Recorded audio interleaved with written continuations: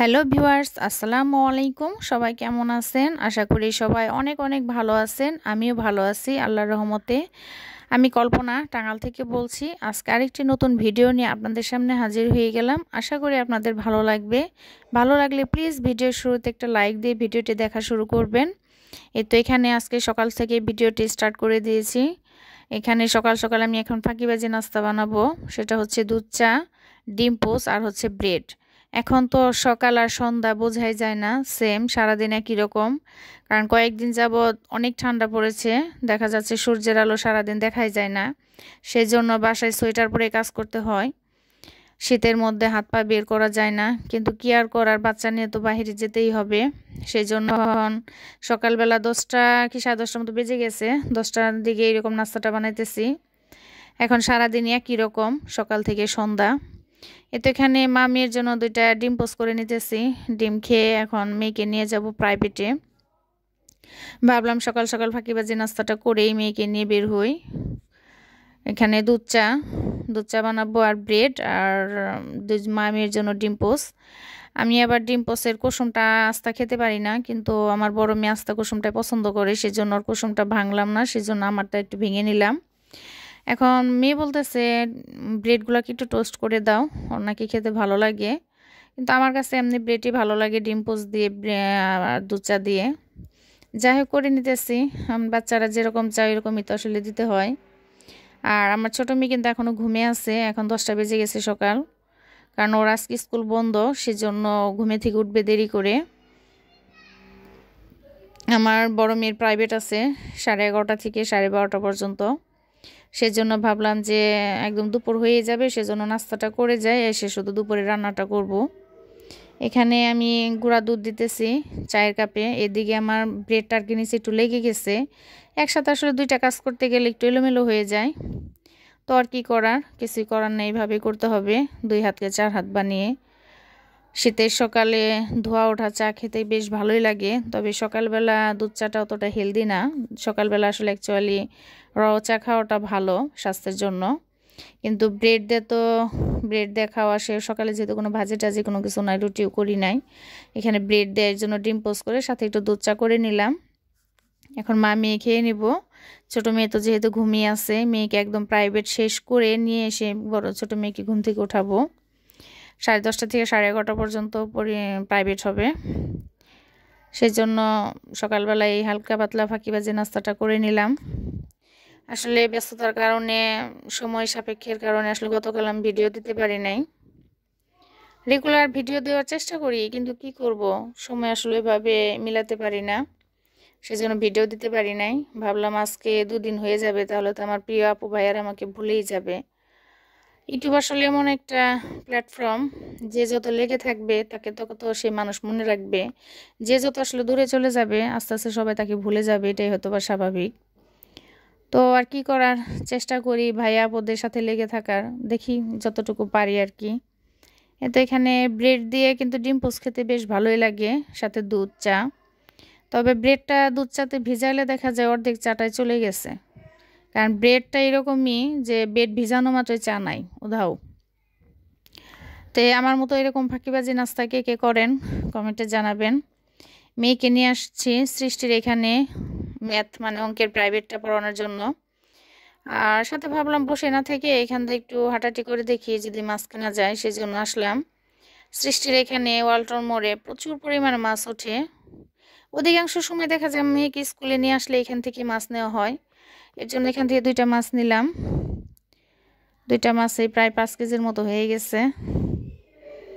তো নিয়ে এখন এখানে কাটাবো। দেখেন প্রচুর পরিমাণে মাছ, সব ধরনের মাছই আছে।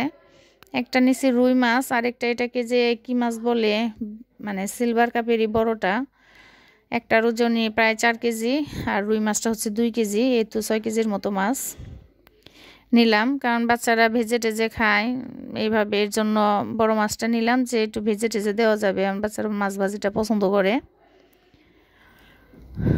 সেজন্য এখন মাছটা নিয়ে এখানে কাটাইতে দিছি, কারণ আমার বাসায় আমি নিজেও মাছ কাটতে পারি না, আমার বাসায় যে খালা আছে হেল্পিং হ্যান্ড, সেও মাছ কাটতে পারে না। কিছুদিন আগে মাছ নিয়ে আসছি, মানে 2 কেজি ওজন করে 2টা মাছ নিয়ে আসছি, খালা এত বাজে করে মাছ কাটছে, মানে দেখেই জানি কেমন লাগলো। বললাম যে তুমি এইভাবে মাছ কাটছো কেন? বলতেছে যে খালা আমি তো মাছ কাটতেই পারি না। আমাকে কাটতে পারো না সেটা তো আমাকে আগে বলবা, তাহলে আমি বাজার থেকে মাছ কাটিয়ে নিয়ে আসবো। কিন্তু মাছ কাটা যদি মানে কাটা ভালো না হলে খেতেও ভালো লাগে না। আমার এক দাদি ছিল, সে দাদি বলতো যে মাছ তরকারি কাটার মধ্যে হচ্ছে এটা রান্নার স্বাদ।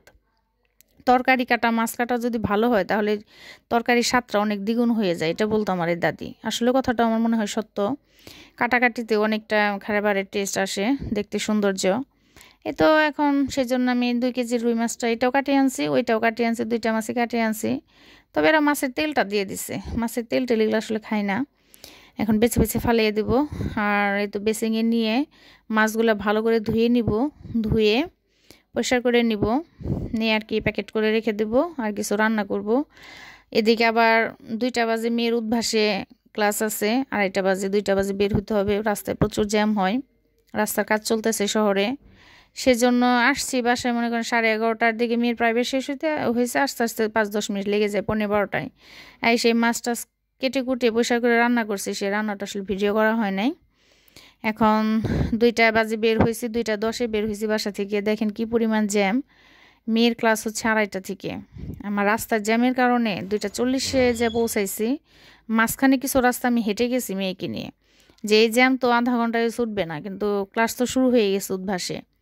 সেজন্য মেয়েকে নিয়ে হাইটা তারপরে চলে গেছি রিক্সা থেকে নেমে, অর্ধেক রাস্তা থেকে রিক্সাতে নেমে গেছি।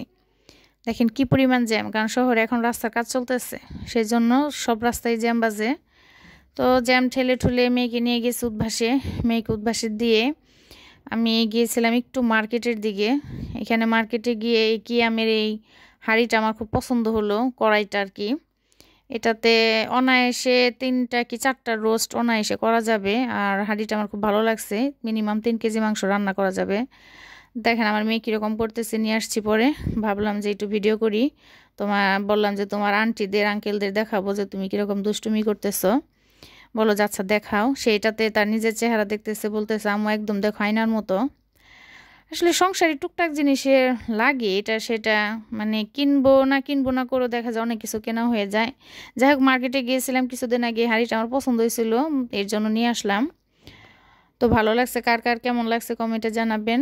এতক্ষণ ধৈর্য ধরে যারা আমার ভিডিওটি দেখতেছেন, আমার সাথে আছেন, অসংখ্য ধন্যবাদ। আর একটা লাইক দিতে যদি ভুলে গিয়ে থাকেন, প্লিজ প্লিজ একটা লাইক দিয়ে নেবেন। একটা লাইক একটা শেয়ারে কাজ করে, আমার ভিডিওটা অনেকের কাছে পৌঁছে দিতে সাহায্য করে। তাই আপনারা দয়া করে যার ভিডিও দেখেন প্লিজ শুরুতে একটা লাইক দিয়ে ভিডিওটি দেখা শুরু করবেন। আর অ্যালোভেরা জেলটা নিয়ে আসছি।